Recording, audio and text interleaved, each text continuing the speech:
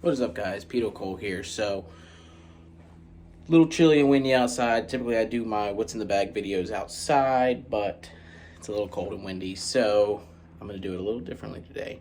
We are in I guess you can call it the workshop here at Statesville Country Club, and we're going to do a little what's in the bag video because I finally got all my stuff together for this year, and it's probably one of my most favorite setups I've had in a while. I got more than 14 clubs, so I'm going to have to do some kind of swapping around, depending on the course conditions and stuff like that. But I'm excited. So let's dive in. What's in the bag? So we're going to start with the wedges. Last year I played the Zip Core, which is the current model. This year I am playing the RTX 4, which is the previous year's model. For that switch is simply because I just like the design of the RTX 4 more. The Zip Core is a great wedge, and I really like it. I just like the design of the RTX 4 more. So I wanted to try them out. Obviously, it works for Hideki Matsuyama, so I wanted to see if it worked out for me. So far, I really like them. Not much has changed with the iron setup. I'm actually still playing my same ZX7s from last year. Biggest change I made from my irons last year is I switched shafts. I put the KBS C-Taper Light X in them. And I've also switched grips. I am now playing the Lamkin Crossline grip. Wedges, I have True Temper Dynamic Gold X100 in the 50 degree and then an S400 in the 54 and 60. However, I have considered changing that. I kind of want the 50 to match the rest of the iron set with the KBS C-Taper Light. However, that shaft is on back order, so I don't know if I'm going to do that yet. I'm trying to find a wedge, like a 9-iron or a wedge shaft that I can cut to 50-degree length to put in the 50-degree, but haven't found one yet. So when I do, I might make that switch, but for right now, I really like the X100 in it. We're going to dive into the clubs that I'm going to be kind of rotating this year. These clubs will be rotated depending on course conditions, weather, and the type of course that I'm playing. So I got 2-iron, hybrid, and a 5-wood that will be rotated through the bag this year. So let's dive into what I got in the bag with those. So I went with the Srixon ZU85. This is also the previous year's model 2-iron. The current model is the ZX Utility. No particular reason. This one was just easier for me to get my hands on. I actually got this one from a buddy of mine. I have a bunch of lead tape on there to make it a D2 swing weight. In this, I'm playing a Project X Hazardous Smoke Black. It is a 6.0, but it is tipped a little bit, so it's playing closer to a 6.5, probably a little in between that. Don't know for sure. I only tipped it about 1/4 of an inch. So far, I really like this club with this shaft. My hybrid this year is a TaylorMade Sim. I also put a little bit of lead tape on here to make it a D2 swing weight as well. And I am playing a Tour AD DI85 Extra Stiff Flex shaft. This is one of the newer additions to the bag, and so far, I really, really like it. Back in the bag this year is the Srixon ZX5 wood. This was one of my favorite clubs until it broke last year. And when I say until it broke, I mean I broke it. Well, the first time I broke it, I kind of threw it down in a tournament, and the head came off. I had another shaft, I replaced it, and then I was just out playing one day, and all of a sudden the head came flying off. So I just kind of benched it, but I got a new shaft for it, and so far I really like it. In the shaft, I got the Outlaw Rogue White 80-gram Extra Stiff for the 5-wood. This is the newest addition to the bag, sorta, as far as all my other clubs go. Head, I've probably had just as long as I've had the irons. But this is a brand new shaft. This is the newest addition to the golf bag. Couldn't stay away from the TaylorMade woods for too long. I really liked my Sim 2 fairway. It wasn't my Sim 2 fairway. It was my dad's Sim 2. But I really liked it. So I went ahead and got the Stealth Plus in a 3-wood, 15-degree standard loft.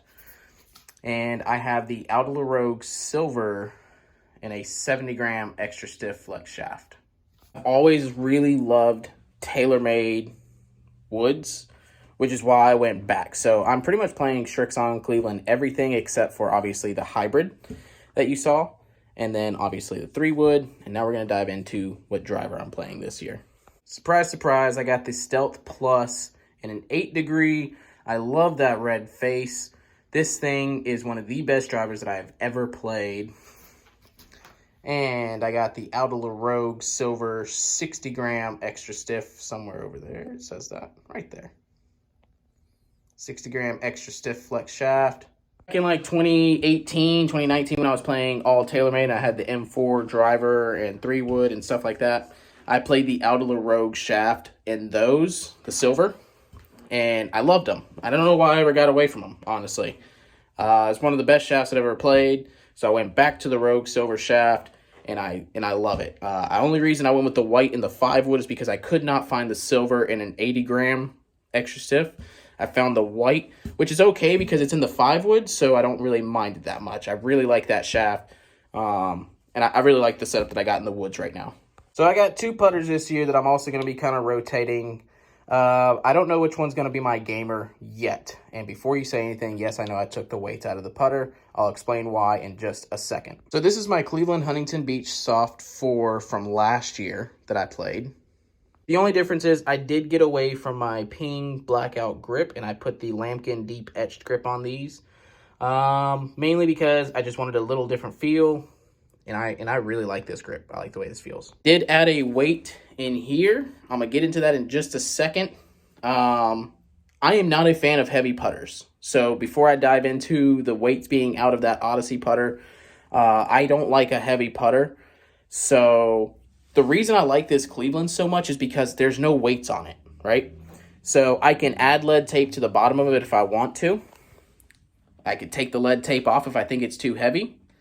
I just don't like heavy putters. So when a putter comes with weights in it, I try to find like either dummy weights or really light weights. And if I can't find it, then I just take the weights out. So this is one of the newer additions to the bag, the Odyssey Rossi S White Hot OG. I added a Stroke Lab shaft to it because it was not originally a Stroke Lab. I just really like the red shaft, honestly. To me, I don't think there's that much of a difference, but I really like that red shaft, and also have the Lambkin Deep Etched putter grip on here. As I said, I don't like a heavy putter. So, there was a weight in the butt of this grip, but because this came from an inside the hosel shaft with a neck that's very similar to my Cleveland, the shaft was a little bit shorter than I expected to, so I had to add an extension into it to make it 33 and a half. It's actually playing more like 33. It's a little bit more than 33 and a quarter and a little bit less than 33 and a half. So it's somewhere in between that. There was a weight that was in the butt of this shaft, and when I put the extension in it, it would not fit in the extension, which is fine because I felt like it was actually kind of too heavy. However, it worked out really well in the Cleveland, so I put the weight inside the butt of the Cleveland shaft, and I haven't taken it on the course yet, but I've putted a little bit in the pro shop with it, and I actually really like the way it feels. Like it's a little bit heavier, but it's not too heavy. Like I said, I don't like a heavy putter. Last but not least, the ball I will be playing this year is the new Srixon Z-Star Diamond golf ball. This golf ball is basically a combination of the Z-Star XV and the regular Z-Star. It has the cover of the XV and the core of the Z-Star, so it spins a lot more than the XV, but it flies further than the Z-Star. That's exactly what I was looking for. I was looking for a combination of 2 tour balls. I've been looking for a ball like this for a while, and I finally found one with Srixon, and I'm so glad they released it, because this is one of the best golf balls that I have ever played. And one last look at the bag. I got the Srixon staff bag with my name on it, and also representing Primo Golf. I'll make a little shout out there in just a second. There it is.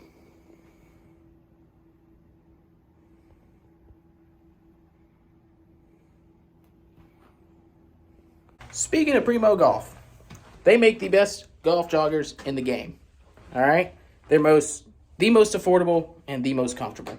So, Primo Golf, there's a link in my bio on all social media, TikTok, Instagram, Twitter. Hit that link tree, go to primogolfapparel.com, use my code PCGolf to get 15% off of your order, and I make a little bit of a commission off of that.